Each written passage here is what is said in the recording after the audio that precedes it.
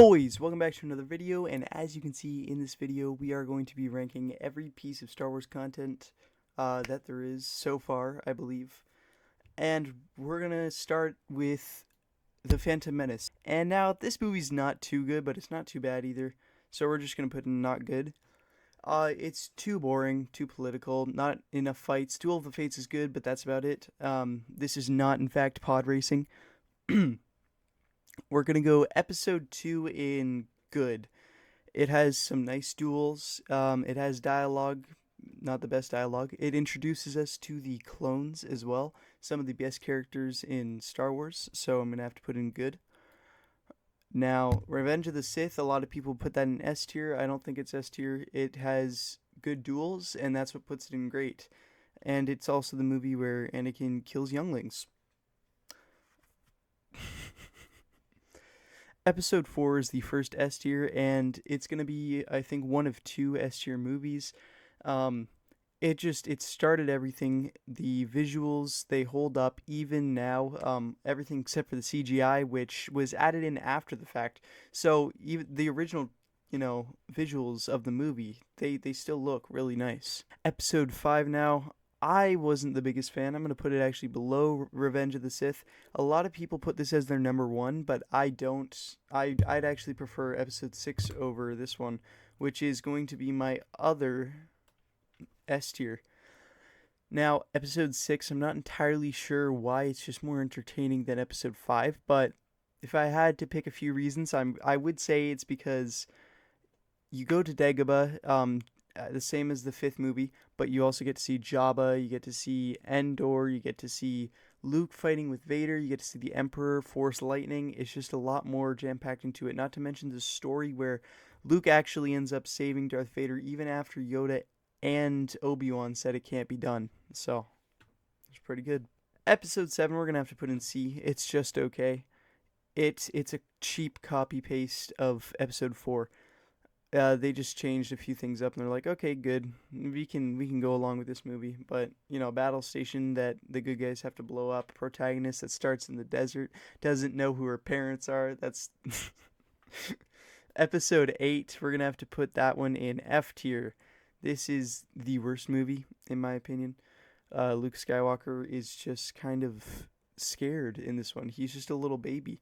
Like, I'm sorry, your student goes to the dark side, and instead of going and fighting him or trying to turn him to the light side like old Luke would have done as he did with Darth Vader, you actually instead say, no, I'm going to go sit on a planet with islands. I'm just going to go read a bunch of books. That doesn't make sense to me. Episode 9, it's above episode 8, but it's not above episode 1 in my opinion.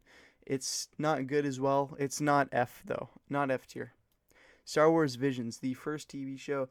And now this was just a TV show where the writers of a bunch of Star Wars content just kind of explained their vision behind it.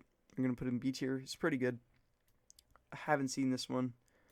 Andor, one of the best TV shows we have ever gotten from Star Wars. It is a very well-rounded TV show. It has a good plot. It has a bunch of fighting. It's just very well-rounded, and it has to go in A tier. It's great. Not quite S tier, though. The Clone Wars movie. Now, this one is good. I'm going to put it right behind Attack of the Clones. A lot of people say it's not that good, but I really enjoyed it, especially compared to some of these movies. It's way better. Now, The Mandalorian's a tricky one because Season 1 and 2 would have just been S tier. But season 3 was so bad. I have to put it in B tier. It's gonna be top of B tier though. It's not gonna be below anything else. Very top of B tier, almost A tier. Obi-Wan. Now, unlike most people, I actually didn't hate this show. I found it pretty okay. I enjoyed the fight scenes, but you just have to kind of turn your brain off to enjoy this movie or this TV series. My apologies. I wish I could say the same for Boba Fett, though. This one was really bad. You know your show is bad when the best part of your show is 2 episodes of The Mandalorian. The Bad Batch. We're going to put The Bad Batch above the Clone Wars movie, and I'm going to say above Attack of the Clones. I enjoyed it. I haven't seen Season 3 yet, though, so this is as far as it goes up for me without Season 3. The Clone Wars S tier. Did you really not know that I was going to put the Clone Wars in S tier? The best TV show Star Wars has made and maybe ever will make. Although other shows have been good, this one was the best by far. Too many good arcs in it for to go anywhere below S tier. Solo, it's okay.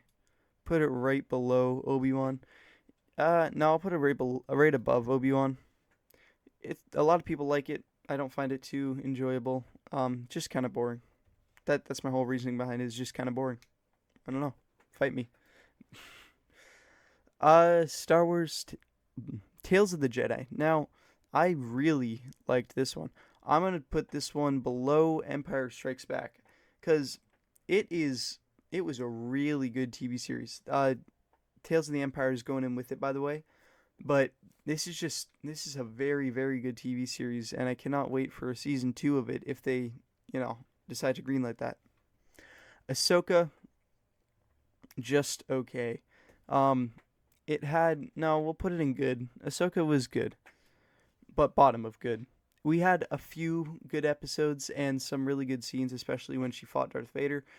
But not too much actually went down in the show other than her finding Ezra Bridger and Admiral Thrawn and bringing them back to the main galaxy. Now, just for reference, Rogue One would go in good right below The Mandalorian and right above Bad Batch, but this tier list doesn't have that. And the last TV show that we have to rank is The Acolyte. Yay!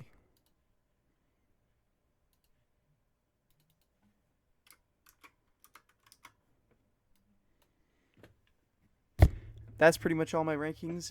If you agree, like and subscribe. If not, tell me why in the comments, and I'll see you all later.